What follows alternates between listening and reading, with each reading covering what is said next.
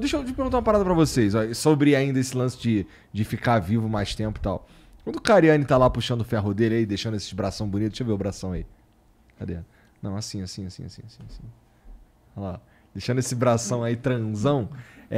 Muito bom. Ele já me explicou que basicamente ele cria microlesões, não é? E novas pedacinhos do seu corpo vão se formar ali e o seu músculo fica hipertrofiado justamente porque tem mais massa ali, não é isso? É uma mecânica simples. O seu corpo, ele não quer você com massa muscular. Massa muscular para o seu corpo não é legal.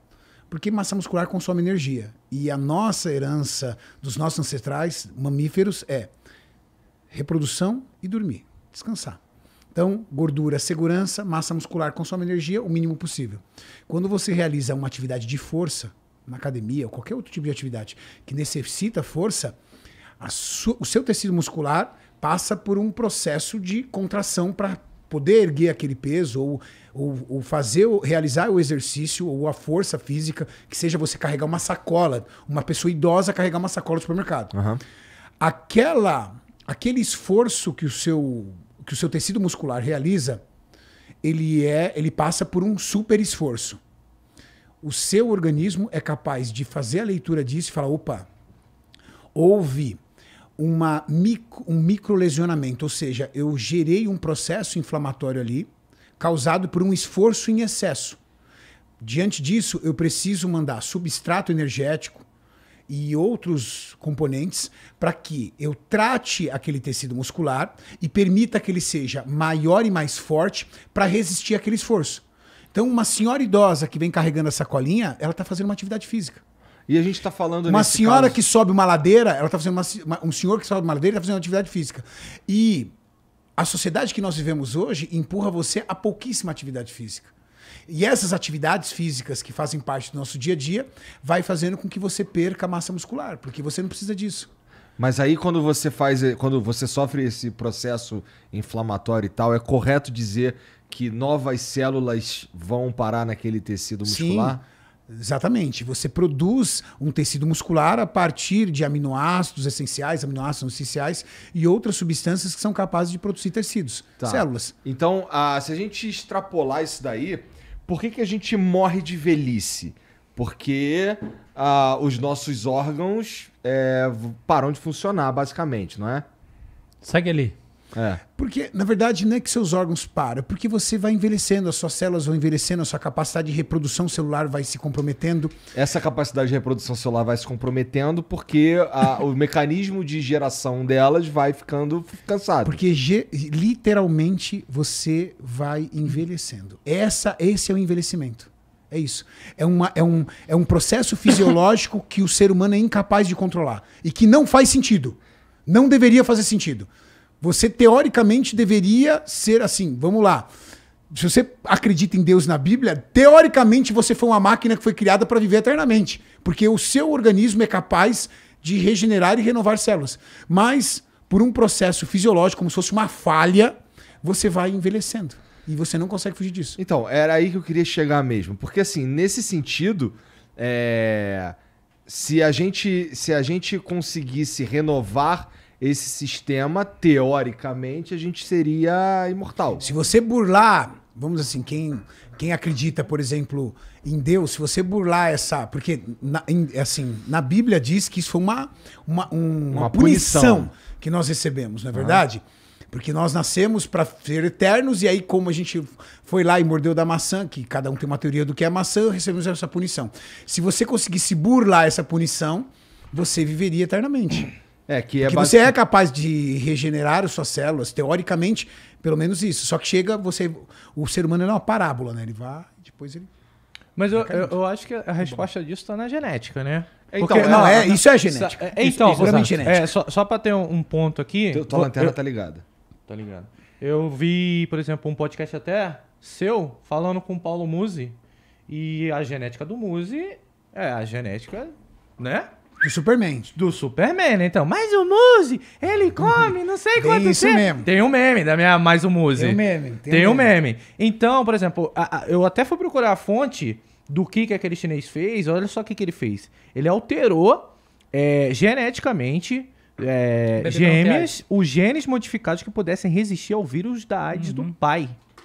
E o que ele fez, cara, ele não seguiu uma pá de protocolo e tá preso, inclusive. Entendeu? Não, Tá ele já foi solto. já foi solto? Essa notícia é de 2018. Então aqui falaram que prenderam ele, entendeu? Então imagina você modificar geneticamente uma pessoa pra ter uma genética muito melhor do que a do Muzi. Porque a gente sabe Mas que, isso é por muito exemplo, fácil. O O Muzi nunca editou gene nenhum. Eu nem conheço Não, o Muzi, no mas... caso do Não, Muzi é editou naturalmente. Eu tô Claro, falando a gente você... em 50 anos, todo mundo vai ter uma genética bem trabalhada, provavelmente. Acho que isso vai ser saúde pública, entendeu? Tomara, né? Também. Vai, com a eliminação Tomara. de doenças. Mas, pô, você... Mas a morte não tem nada a ver com isso. Então. Não, mas se você consegue alterar a genética pra poder habilitar essa parada Não, a que morte não tá- envelheça tanto não assim. é, cara. A morte é sistêmica. É sistêmica, Vou passar a bola pra... Não, pode explicar. Cara, é o seguinte. A grande questão da morte tá nos telômeros, tá? Os cromossomos têm uma extensãozinha e eles têm uma enzima chamada telomerase. A ação da telomerase, que acaba afetando esse pedacinho chamado telômero, leva à ativação da apoptose, que é o processo de morte celular. As células morrem. Então, você não tem como mexer numa célula, num sistema, num circuito. Tá? Hoje em dia existem essas tecnologias, essas tecnologias biológicas que são voltadas ao aumento da longevidade. Então, por exemplo, uma é NAD+, tá? É um derivado da vitamina B. Esse tipo de coisa afeta, de fato, algumas células e reduz chance de algumas doenças. Por outro lado, pode aumentar de outras, como se diz. Por exemplo, as células senescentes, hoje em dia, saiu um paper recente na Nature mostrando que, na verdade, elas têm papel preventivo. Então, quer dizer, célula velha, na verdade, serve para alguma coisa. Curiosamente, você pode ter mais câncer, alguns tipos de câncer, eliminando essas células. Até falei com um amigo meu, um sócio que eu tenho, que é muito ligado a... Só o melhor do mundo em termos de senescência, de tratamento de senolíticos e tal, sobre o NAD+. Mas, em resumo, é algo que está inscrito no próprio DNA. E por que isso está inscrito no DNA? Eu acho que por duas razões. É muito discutível, mas eu vejo duas grandes razões independentes que convergem. A principal delas, que tem a ver com o fato de que nenhuma espécie, exceto, você tem algumas espécies que são eternas, né? Mas são muito poucas. Sempre unicelulares. Eterno quer dizer, na prática, elas fazem meiose, então é bem discutível, entendeu? Que se aquilo morre ou não morre. Mas, enfim, mas os animais todos, os seres vivos, morrem. E por que eles morrem? Entre outras coisas, eu acho que um ponto principal, ele precisa de um spin cognitivo para entender, precisa fazer uma inversão, que é o seguinte: nós somos como grandes carapaças. Aqui, carapaça.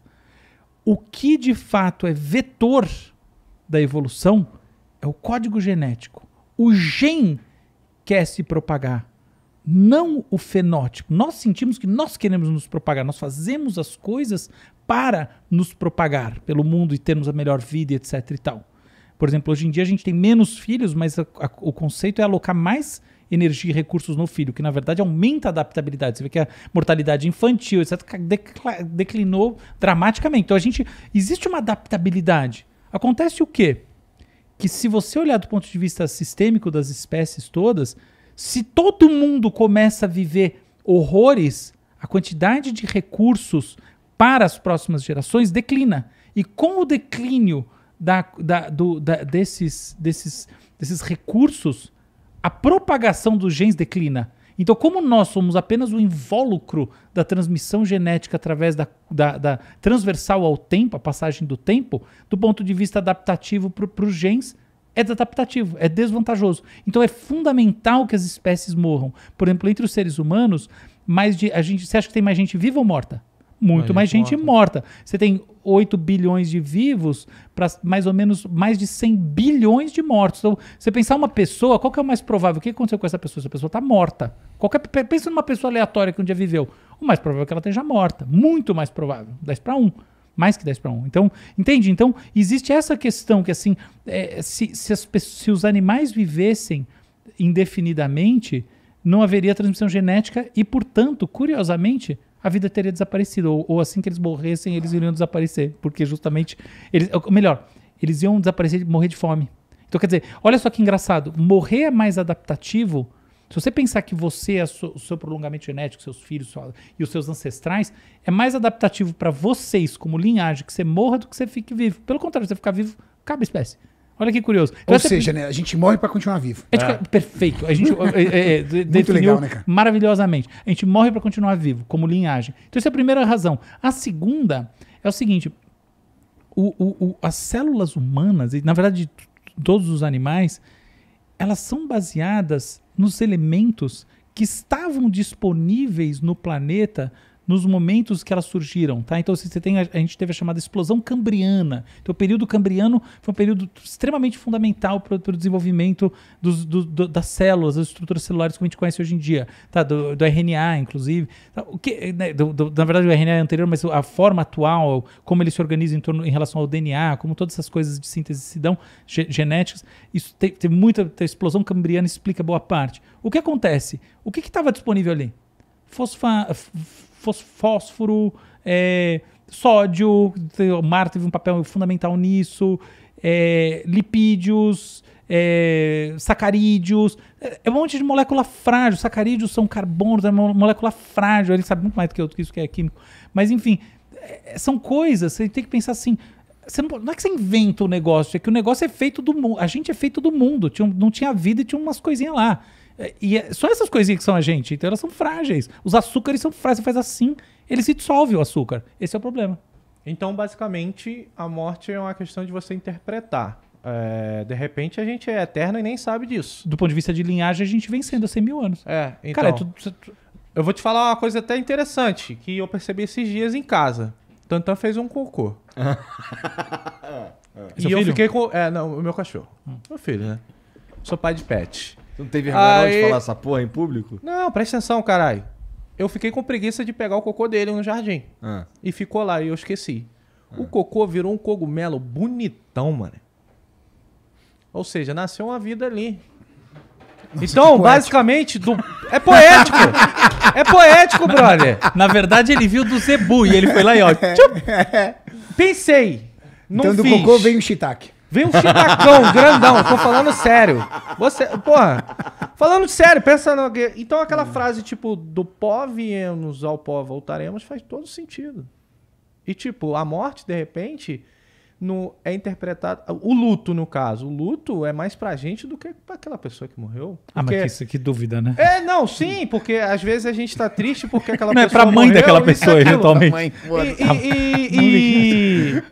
E de repente, assim, por isso que tem aquela parada, cada um vive seu luto do jeito que... diferente, né? Porque a gente fica triste não porque ela morreu, porque a gente vai sentir falta dela. Sim. Então, claro. É até egoísta falar isso, ninguém né? morre pra si mesmo, pra começar, né? Pensa bem.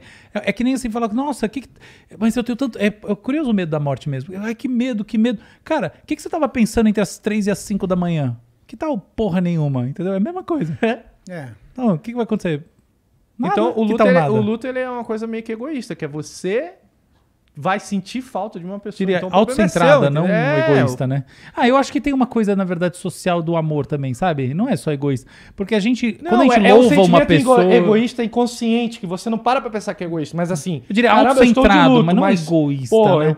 Porque você faz porque você gosta. Eu vou sentir falta daquela pessoa. Sabe? Então, por isso que o luto ele não é igual pra todo mundo. Outro dia eu tava conversando com outro cientista e a gente tava fazendo um exercício interessante que era pegar um cara, um Homo sapiens, que tem o mesmo aparelho que o homem que a gente tem hoje, não é? Assim, esse aparelho que a gente usa hoje, ele já não deu. A gente evoluiu tecnologicamente muito mais rápido do que o nosso corpo teve tempo para evoluir, claro, né? Então esse aparelho que a gente usa hoje, ele é o mesmo de um cara, talvez, aqui vou estar, um cara de 300 anos atrás, ele usa o mesmo aparelho que a gente. 100% igual. 100% igual. Imagina pegar um cara desse, colocar dá para ir mais longe, não dá, Álvaro? Falando do mesmo aparelho. Dá. Quão longe dá para ir, tu diria? Diria pelo menos 1000 anos. 1000 anos. Nossa. Então vamos lá, 1000 anos. No mínimo. No mínimo. A gente pega esse cara de 1000 anos atrás, coloca ele na máquina do tempo e traz ele pra 2022. Aí, ele vai sair lá em São Caetano. Nem você. na frente da tua academia e vai ver o Renato Cariani ficando cada vez mais musculoso, mais forte. E esse O cara vai cara, pirar demais nisso. Então, Fala, meu Deus Então, do céu. imagina esse cara olhando seres pra você e humanos falando do futuro. Porra, esse cara é aquilo que você tava falando antes. Esse cara, como esse cara é burro. Porque, porra, ele tá desperdiçando a energia ali que eu me fodo todo dia. Não há 1000 anos. Não, 1000 anos estava na cultura. Imagina, os gregos tinham culto Não, pelo 1000 corpo anos, absoluto Então, muito mais um pouco, antes. mais longe, Volta mais longe um antes da Bota 100 civilização mil, helênica. bota 100 Tá. mil. Entendeu? bota Imagina, 100 mil, não pode. os gregos cultuavam o corpo de maneira assim radical. Não, 1000 anos é total. pouco tempo mesmo. 100 mil, 100 mil, 1000 100 anos é mil. pouco. Vai na cal, 100 mil. Tá. O cara vai olhar o Cariano e vai falar, caraca, burrão, se trancar É, nós dois é, numa sala, eu vou sobreviver muito mais tempo que ele, porque com certeza o gasto calórico dele vai matar ele. E Então, é capaz dele mas você acha comer que o cara vai ter esse Mas você conceito? sabe qual vai ser a parte mais interessante? Ele sair da academia, passar na frente de um fast food e falar assim, peraí, é só fazer o pedido? É isso. Caramba, deixa eu voltar pra academia lá, porque eu tô fudido, vou ficar gordo pra caralho. É verdade, é verdade. Vou ficar gordo, porque Antigamente ele- acesso, né? Genial. O acesso é muito maior. É, então então, então essa é a inversão. Imagina o cara vendo você lá ficando cada vez mais musculoso e gastando a energia que ele brigou pra conseguir e o caralho. Ele morrendo de fome, porque Exatamente. ele vem de uma época de caça. Imagina isso. Faz uma semana que não pega nada de comida. Aí ele fala, E tem "Puta tudo a ver. E merda." esse cara, assim, ele vai ter o pensamento muito mais. Vou usar a palavra aqui, feral. Que é. Claro. Aí você tira ele dali, coloca ele na frente de uma padaria e fala, come. Ele vai comer até morrer, velho. Ele vai falar assim, vai que semana que vem. Vai comer igual morrer. Faz igual eu faço. E aí o que você consegue entender? Que o acesso às coisas também evolui em você. Você começa a ter um pouco mais de juízo, né? Sem E tem dúvida. tudo a ver com o que você estava falando sobre a maneira como o nosso corpo lida naturalmente com a realidade. Que é, pô, teu corpo quer que seja gordo. Exatamente. Mas o meu metabolismo, a minha, vamos dizer assim, o termo, vamos dizer, a minha genética, ela é daquele cara de lá de trás. Sim, Não exatamente. mudou isso. O que Exatamente. mudou foi o O acesso. equipamento é o mesmo, né? É, o Mas você é equipamento do mesmo. tipo, porque lá atrás você fala a genética dos povos que são assim, não culturalizados. Você sabe do que eu tô falando, né? Por exemplo, quais são as populações com maior taxa de obesidade nos Estados Unidos? Índios americanos. É mesmo? É lógico. Tem uma teoria, até tem um paper sobre isso, que é Thrifty Phenotypes, que é o seguinte, olha só que curioso. É muito engraçado. A baixa exposição a açúcares e a hipercalóricos leva a uma resistência à insulina, leva a toda uma sensibilidade desses sujeitos que levam a obesidade muito maior. Então, onde que está a obesidade de verdade? Está no deslocamento dessas populações que comiam... Assim, preciso dar um parênteses. É o seguinte, você tem dois regimes tradicionais, tem vários, mas tem dois principais. Um regime que é típico de país temperado, que é esse aqui, o cara come muito, então de vez em quando ele caça e come muito, e você tem um regime de países tropicais, semitropicais, etc. tal, que são muito mais frugais, que thrifty é frugal. Então, assim, é o fenótipo frugal. Então, por exemplo, pensa no índios da Amazônia. Nunca faltou comida. Não é verdade que ele come um bisão. Ele come sempre um peixinho, uma coisinha, não sei o quê. O primeiro tipo é, por exemplo, o tipo europeu. Por que curiosamente, a gente tem esse tipo branco e tal, que é muito mais gordo em geral, mas é o tipo mais resistente, não menos resistente. Esse tipo frugal, como o índio, se você coloca ele numa dieta ocidental típica hardcore, ele fica muito mais gordo. É o contrário do Porque que ele diz não- do que vamos dizer assim, a intuição. Porque não tinha escassez. Exatamente. Então ele não está preparado para fazer... Metabolicamente falando, ele não está preparado... Para acumular monstruosamente e depois queimar de qualquer jeito. Pelo contrário, aquilo gera diabetes. Por exemplo, a taxa de diabetes é muito mais alta nos índios americanos do que na média da população. Olha que População interessante, caucasiana, etc. Muito mais alta. Isso se dá pela Porque não vem do frio. baixa ingestão de açúcares e etc. Isso se dá, na verdade, pela perenidade da comida. Exatamente. Então, como o cara Tá. tem sempre um pouquinho, ele come um pouquinho. Essa ideia de que você tem que comer igual um louco, o bind eating, isso vem do norte. Isso é de lugar frio. Porque você tem uma época porque você tem que caçar um negócio, comer gordura. No meio da neve, o cara tá todo mundo escondido. Os bichos estão todos escondidos. Exatamente, tá tudo escondido. aquele desespero. Você tá morrendo de frio, você não pode sair de uma tempestade de neve. É isso aí. Se você tiver pra comer, come até morrer. Esse é o princípio, entendeu? E depois Não é hiberna. na Amazônia. Não é na Amazônia. Inclusive tem estudos com hibernação humana, né? Não é bem hibernação, isso é forçação de barra, mas tem mesmo. Os caras, tipo assim, saiu um artigo, não lembro, uma mega revista dessas, acho que na PNAs. Cara, mostrando, assim, com simulações que os caras, sei lá onde, eu acho que o que seria hoje, eu acho que o norte da França, sei lá onde, que eu não prestei direito atenção, mas enfim, que eles tinham um regime de basicamente passar a semana inteira dormindo, uma semana, entendeu? Pra não gastar energia. Comia igual um alucinado e ficava uma semana quase sem se mexer, como se estivesse hibernando. Então, quer dizer, a gente tem de fato essas diferenças. Enquanto você tá num lugar que tem fruta, peixe à vontade, você não precisa disso. Aí, consequentemente, seu organismo também não está preparado para comer essa quantidade abissal de gordura e proteína. O cara passa mal e tem diabetes.